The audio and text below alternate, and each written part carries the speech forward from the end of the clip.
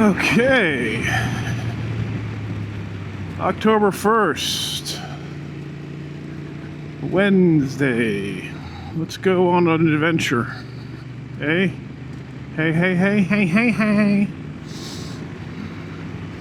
I'm all kitted out. I got my climb backpack with my hydro pack and my Carlsbad because it's 50 degrees this morning. It's 10 o'clock and it's 50 degrees. That cold weather's starting to creep in. Carlsbad is perfect. This is probably going to be my jacket from now on for this rest of the season. Huge fan of this jacket, all the jackets. I love my Induction Pro. I wear nothing else but climb stuff.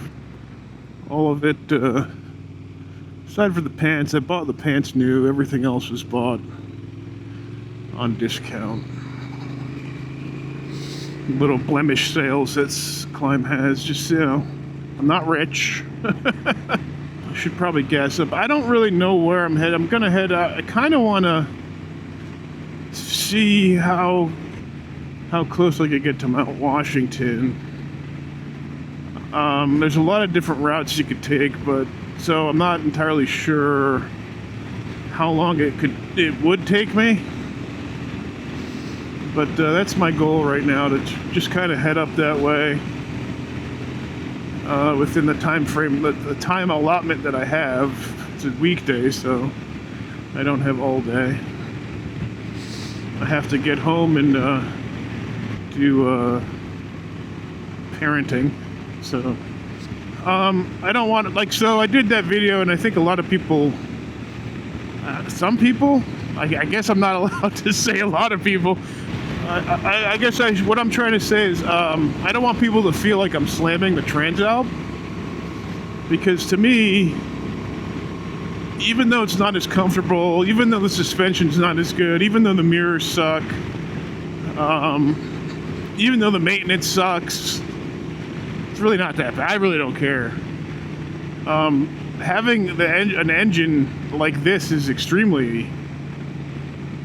is very exciting to me, and I'm certainly glad I own the Transalp. So one of the reasons I wanted to get the Transalp is because, you just hear, I have to get this out of the way. I don't know if I'm repeating myself, because I don't publish everything I make. I record every morning, and if there's just nothing very interesting or funny, I don't publish it. But so I don't remember what I talk about in every video, and I don't remember what I publish. But there's just one thing that bugs me, is when people say that the KLR is slow. So this I have to get out in the open, because my question to that is, compared to what?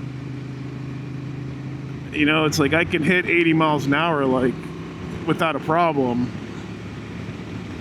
On the KLR, you're almost always going to be breaking the speed limit by 15 to 20 miles an hour. I mean, it's still... So one of the reasons I wanted to get the Transalp, being it's such a fast bike, I wanted to be able to say, and kind of experience for myself, because it's been a long time since I had my Ninja. The KLR is still just as exciting as the day I got it. I never found it slow. I never found it underpowered. It's always ready to deliver. It has what they call usable torque, right? So this thing, you can mod this thing out to put out over 100 horsepower.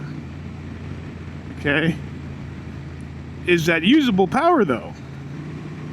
I don't think it is. It's just like the Tenere comes out of the box at 70 horsepower. Is that usable horsepower? No, it's not. It's nice to have, but that, the single cylinder 40 horsepower that the KLR puts out is, from my experience, is more than enough. So why why change it? You know, like people say it's cheap. You know why it's cheap? It's the same reason Toyotas are cheap. My brand new Toyota Tundra is like $20,000 to $30,000 less than a comparable American truck, which is arguably not as reliable. It's the same thing with motorcycles. Japan has the lean manufacturing down. They've been producing the KLR for like 40 plus years, or for almost 40 years. They just stamp the damn things out. There's very little overhead. That's why they're cheap. No one can compete with that. I think people are very angry about that. But that's not why you buy that's not why I bought a KLR. I bought a KLR because it's a KLR. I wanted to own a legendary motorcycle. I wanted to own a big old dirt bike, like I used to have. So yeah. Anyway, so having a fast, street bike gave me a good spectrum of interesting, motorcycles. I want every motorcycle. Hell, I would love some old, single-cylinder Harley. I love all motorcycles. Motorcycles, to me, are one of the most, enjoyable things in life. So, that being said, I don't understand why people get angry about motorcycles. Like, why do people get angry about the KLR? I don't get it. Why does anyone hate a motorcycle of any kind? No one complains about the TW200. No one complains about an old CB500, right? Like the old cafe cruisers. I don't get it. I don't get the hate. I really don't. But for me, the KLR it's just, everything else is better except for the performance engine, and what is the performance engine going to do for you? I don't know. It's up to you. For me, it's a lot of fun. I also like the quick shifter. That's also a lot of fun. Look how fast I just hit 70. You know what I mean? That's a blast. That's a blast. So, yeah, the Transalp's amazing. I love it. I'm not slamming it. I'm just saying, for me, the KLR, it's more comfortable. The suspension is a lot smoother. Another thing with the KLR that's different, not necessarily better, but, it's like, to me, the KLR is kind of like maybe having a big old cruiser, because that's the throttle response. And the first thing I noticed about the throttle response in the Transalp, it's very jumpy because it's a fast bike. The KLR, the throttle response is like very smooth. It's like, because it's a big, heavy bike. And I don't know, there's something cool about that. There's something cool about the sound. So I don't know, there's definitely an emotional thing. There's something that can't be quantified on paper. I have a bond with the KLR, I haven't quite bonded with the Transalp, but I think once I make this more my own, once I put nicer tires on it, once I tune it, I think I'll definitely bond with it. But it's hard to bond with something when it's factory, I guess, maybe. I don't know. These are all just my opinion. Take it with a grain of salt. But you often hear, people that love the KLR like myself, there's just something about it. So what is all that? What is this sum of something about it? I don't know. Some of the things I described, the comfort, that super smooth throttle response, the sound, those are some of the things, I think, personally. So yeah, I just don't get the hate. Like, I love the KLR.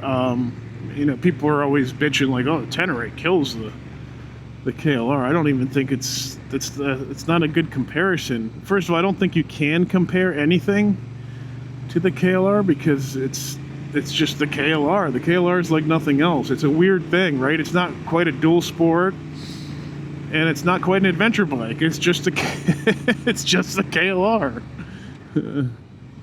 It is considered an adventure bike, but it doesn't. It's really just a big dirt bike. So I don't know. It's like a big dirt bike with a huge gas tank and a big fairing, right? I don't know. What do I know? I'm just a guy. Anyway, yeah. So like, I don't know. I think people assume like since you're on YouTube you're some kind of authority. I'm not. I'm just a guy sharing my opinions on my limited, somewhat limited experience. I certainly don't have the experience of like Big Rock Moto, but I do have my own perspectives on things. So that's, you know, there you go. You've tried the best, now try the rest. Ah, dear.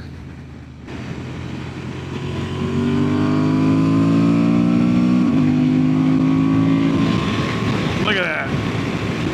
Can't go too fast because there's a lot of cops around here. Getting pulled over for doing 70 into 55 is a little better than getting pulled over for doing 80. I guess. One thing I do love about the Transalp that is definitely better than the KLR is the windscreen. I should have mentioned that. I can't remember everything, you know. This windscreen's actually amazing for what it is. It looks completely insubstantial, but it's incredibly good for what it is. It's better than the KLR windscreen by a long shot. I don't think it's just the windscreen. I think it's how they designed the fairing. It channels wind away. I was watching a guy comparing the V-Strom 800 to, I think it was a 23 Transalp, and he was saying the Transalp's faster, but the V-Strom has more power delivery in the low gears. If that's true, that's amazing, because the Transalp feels good everywhere to me. I don't feel it lacks power. I don't feel that it lacks pizzazz in the low gears. But I would like to experience that. The V-Stroms are beautiful bikes. I know people are, again, love them or hate them, the style anyway. I think they're pretty cool looking. It's got like a nose on it, like a nose cone, like a jet. Similar to the BMWs, I think, right? So let's see, let's do second gear here and see what kind of power delivery it has. I don't know, man. I would not say that it doesn't deliver. This bike feels crazy all around. So I don't know, the V-Strom 800 must be amazing in the low end there. I was watching Big Rock Moto do the comparison. Fantastic video, by the way. See, I made this whole long video, and then out of that I just extracted the KLR comparison. I never published any other video. I have some pretty good material in there, but it'd be weird to cut it now and have all of that comparison information there, here and there. It just wouldn't work. So again, I'll have to repeat myself because I never published that. I watched the Big Rock Moto comparison between the V-Strom 800, the Transalp, and the Tenere.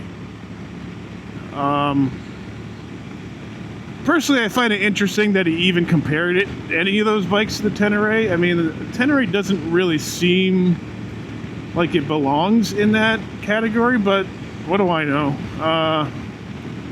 I say that because the Tenere is more like the KLR. It's really just a big dirt bike.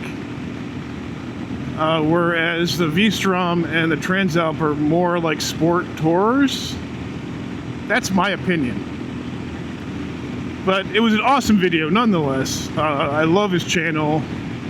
I think I love his no BS.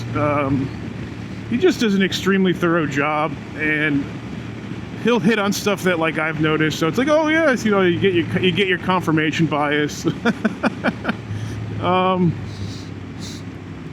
And he was just like me. He's like totally blown away by the Transalp. You know, he's like, this punch is way above its weight class. He said, this is a lot faster than the other two by a large margin, right? So just confirming things that I saw on paper. I have no comparison because I never rode a V-Strom 800. But why did I bring this up? I don't remember. You know, he mentioned the suspension. Even the updated suspension for 25 is, in his opinion, still not really up to snuff. I don't really think it's that bad. Like, it's doable. I haven't taken this on any Class 6 yet because it's too new. I don't want to dump it. I don't have crash bars. I don't know if I'll ever do any Class 6 with this because I don't plan on getting crash bars because I really want to maintain the the sleek look of this bike. I don't want this to be a battle bike like my KLR, you know? Why did I bring this up? I don't remember, damn it. Oh well. I'll have to come back to that. Gosh, so it's 57 right now. Carlsbad. I love this jacket. I have to say, Klim is amazing. Everything they make is amazing. Getting a new piece of Klim gear is like a kid at Christmas, you know? Getting like a new video game or something. But I'll tell you, traveling these dirt roads on a bike like this or the KLR, you get places so much faster because these roads are very bumpy. There's a lot of washboarding. There's a lot of, you know, shit to kick up. And if you're driving a truck or a car, you're going to do a lot of wear and tear on that vehicle driving down roads like this at a high speed. On a motorcycle, you don't even notice it. I can fly down this road 50 miles an hour and it's nothing. So it's not like a car when you try to go fast, you're doing 90 on the highway the entire time and you get somewhere maybe 2 minutes faster. It's not like that. Like you chop off huge amounts of time on a motorcycle like this. You figure, like right now I'm going double the speed limit pretty much the whole way. That's why I'll get somewhere, I'll discover something and I'll be like, oh, we got to take the family there. And then I, bring them in the truck or the car, and it's like, oh God, this is taking forever. So that's another thing to consider. See, there's so many variables. People like to compare. And that was the other thing I wanted to say. And what I had said in the video originally before I cut it to just do that comparison. I'm not a comparison guy because I don't really believe in comparisons. I'm not the kind of guy who wants to only own one motorcycle. Maybe people don't have a choice and they can only own one motorcycle, but for me, I'm gonna own as many motorcycles as I can fit. If I had the means and the space, I would be a motorcycle collector, and every single motorcycle to me is awesome. Even the TW200. I did my I did my MSF on the TW200. I freaking love that thing. As the instructor said, do it and then just put it on replay. Because it's, it's so agile, that little bike. But, is that a slow bike? I don't think so, even that, because it's still a motorcycle. And that doesn't even hold a candle to the KLR, which people also complain is slow. It doesn't make sense to me. Compared to what, right? So yeah, the question is, I'll probably do a suspension upgrade before I do the Flash, because money-wise, I think we're talking, over $1,000 for the suspension upgrade, depending on what I go with. Man with Bike, he's got a great I like his channel. I like his attitude. I like how honest he is. He's not like your typical YouTube personality where he just tries to pander to everybody. Nah, he'll tell you you're an idiot if you're an idiot. See, and that's the thing, guys. People who watch these videos, if you disagree with me, say it. It's not a big deal. I'm not an expert. I'm just a guy, let's have a conversation, dude. If you have a difference of opinion, if you have a different perspective, if you have a little bit more experience with something, let me know. I'm all about the information. I'm old school, man. It's all about the information for me. I don't care about being right, unless I am right, unless I know I'm right.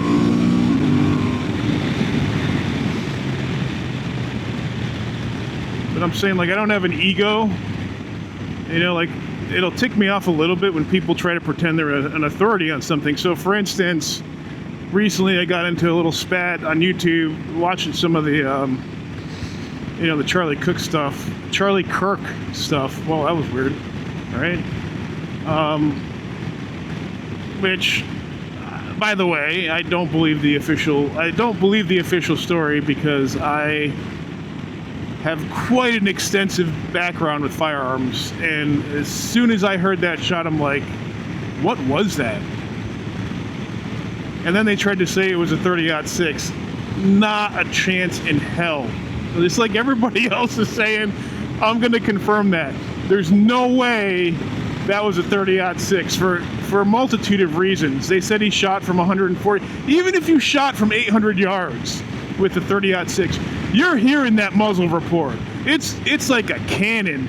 You're going to hear that boom. But in the video, you just hear that. Really, it just sounds like the super, breaking the sound barrier. It just sounds like that crack. To me, it literally sounded like a .22 rifle at that vantage point. Just like that crack, that slap. And you hear nothing else. Like, okay, so there's two things that means to me. Either one, I don't even think that was a gun. I'm not going to get into like the exploding microphone thing. I don't know. That seems a little out there. But I'm not sure what that was. The only other explanation could be like if that was a 30-06 shot from like a mile away. Literally. I'm not exaggerating. 300 Magnum, 50 cal, shot from a mile away. That's the only way you could explain that sound. Because you're not going to hear the muzzle report from that distance, but you're going to hear the crack. Potentially, I think. You're definitely going to hear the slap, obviously, but I have a 308. I love 308. I have a 308 Ruger Precision. I just love that round. And it's like the same thing. I like old, tried and, true things. The 308's been around forever. Some, government still uses it. It's still good. It still delivers a lot of foot-pounds on impact, My friend who owns a gun shop, he makes fun of me. He calls it God's round because it's so old, But, yeah, so this guy is like, there's another conspiracy video, which is okay. I'm all about it. Conspiracy's fine. I tell people, they try to demonize the word conspiracy, but it's like, you realize conspiracy is how you win a war, right? Conspiracy is everything. It's not a bad thing. Every war is won on conspiracy. You can't do it any other way, right? Machiavelli, which I highly recommend people read if they want to get a crash course in how governments operate.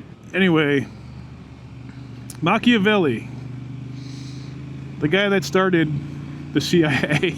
That's a joke, but if you know who Machiavelli is, you know why that's funny. So this guy is talking about, like, he called 300 Blackout a high velocity round. I'm like, whoa, hit the brakes there, buddy. And he wasn't like an anti-gun guy or anything, but I had to say something about it because I reload 300 Blackout. I love 300 Blackout, but I would never consider it a high velocity round unless you're being very loose with terms, in which case you could call every round a high velocity round that isn't subsonic, right? So, I said, I gave him some information. I said it's not a high velocity round. 300 Blackout was really, designed for close quarter combat. It's really, if you've seen 300 Blackout, I mean, it's literally just a big pistol round. It's a machine gun round. It's a SBR round. It's a good suppressing round. It's a close quarter urban combat kind of round. I love it. It's awesome. It's very unique and cool. And the history behind it was that was the U.S. Marines' answer to the AK-47. So they take a 5.56 casing, you cut about a quarter inch off of it, and you put a 30 caliber bullet in it, essentially.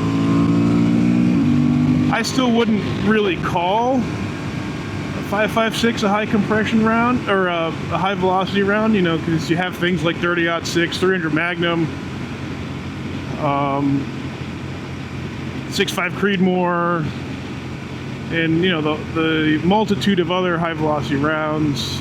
Remington 700, I think. I don't know.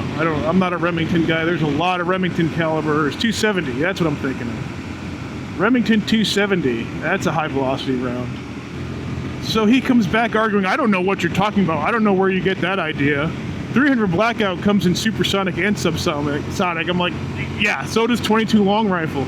22 long rifle is supersonic. It's just like, yeah, so people like that, that they can't be wrong, that drives me crazy. Like, if someone proves something I said wrong and gives me the information, I'm like, okay, I stand corrected. I'm all about the information. I don't care who, I don't have a need to be right. So I thought I was going to get flamed for saying, like, the Transalp will overtake anything on the highway. I mean, that's an exaggeration. I hope people realize that. But in a way, it's kind of true. Unless you're going up against, like, a purpose-built, race bike, like an R7, GSX R7, GXS, I can't ever pronounce that. You might be able to overtake that for a short while, but that's what, 170 horsepower, the top speed of 170, I think. I think I got the numbers backwards. 130 horsepower, 110, something like that. It's over 100 horsepower, and it has a top speed of 170. So, but that's a purpose-built race bike, right? I mean, you're not going to beat a Ferrari. You can outmaneuver a Ferrari, definitely, but you can definitely lose a Ferrari in traffic on the Transalp, but you're certainly not going to beat that top speed, right? Depending on the model, I guess. I'll tell you, when the weather's cold, these bikes love it. The KLR too, they just perform so much better when the air is cold.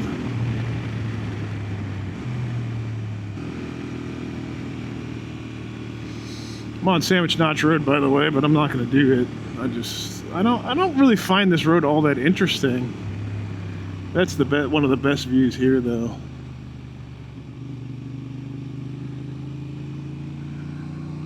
It's just like a long road, and there's too many tourists. I mean, there's a lot of long dirt roads that I've been on that has like 1/4, if no traffic at all.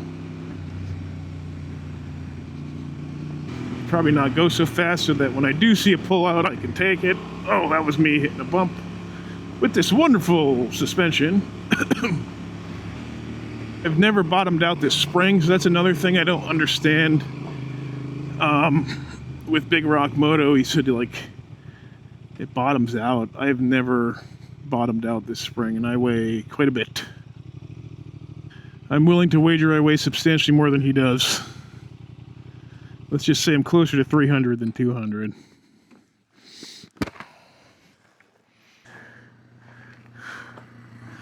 There. Oh, there. TW200 right there. I have, I think, over 900 miles, so almost 1,000 miles. These are the tires so far. They look really good. From a distance, that scared the crap out of me. I thought those were cracks, but it's just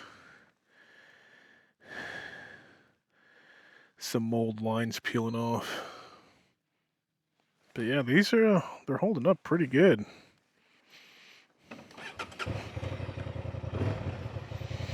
Yeah,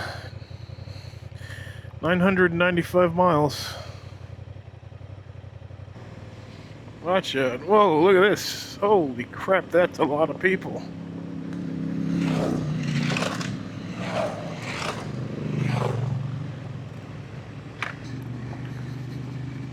I was going to bring my goggles this morning, but they were filthy, and I didn't feel like cleaning them. Is that the TW200?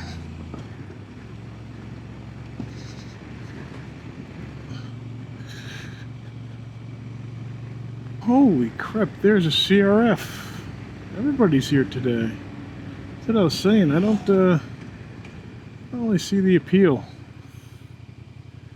I'm not the type of person that likes to go where everyone else goes. I don't like people all that much. Well, that's not really true. I do like people, but I don't really like people in groups.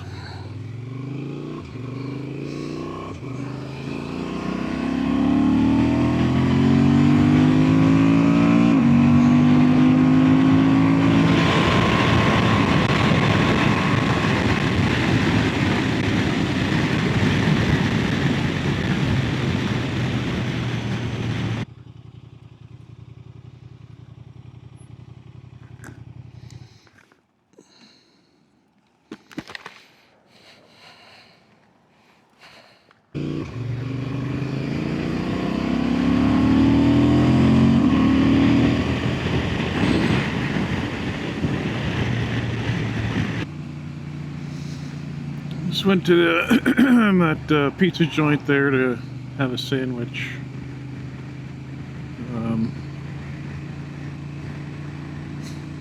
Not a very good sandwich. It was like the most wet sub I've ever had. The lettuce was wet, the turkey was wet. Ugh.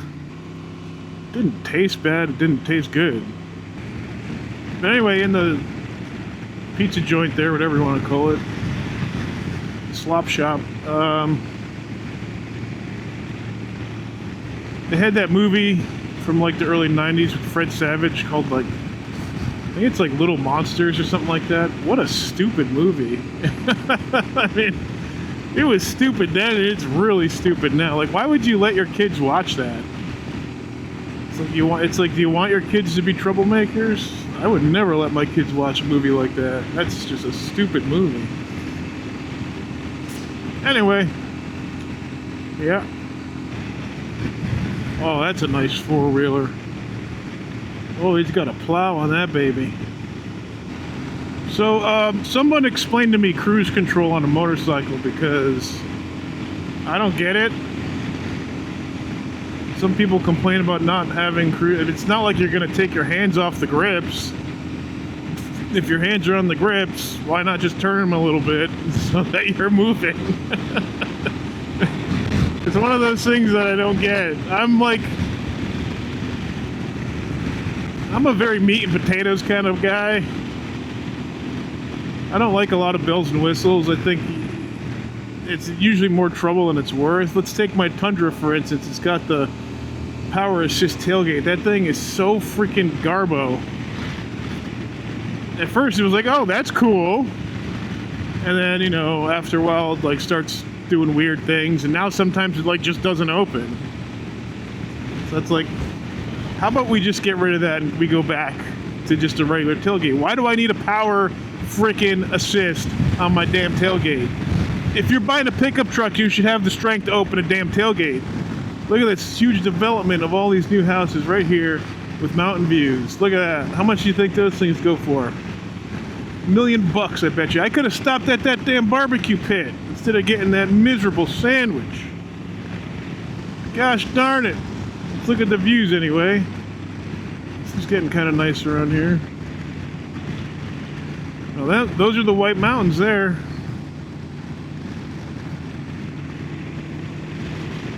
We're getting close. But yeah, I mean, I'm not like even that old and crotchety, but I agree with all the old crotchety people. That's, you know, old mechanics and stuff, good mechanics that say, It's just something else to go wrong. That's how I feel about bells and whistles. It's never really a progression. It's always like a lateral or step backwards, honestly. It always seems like, oh, look at that. Is that Mount Washington? You can really see that peak. I don't know, you probably can't see it on these damn cameras, but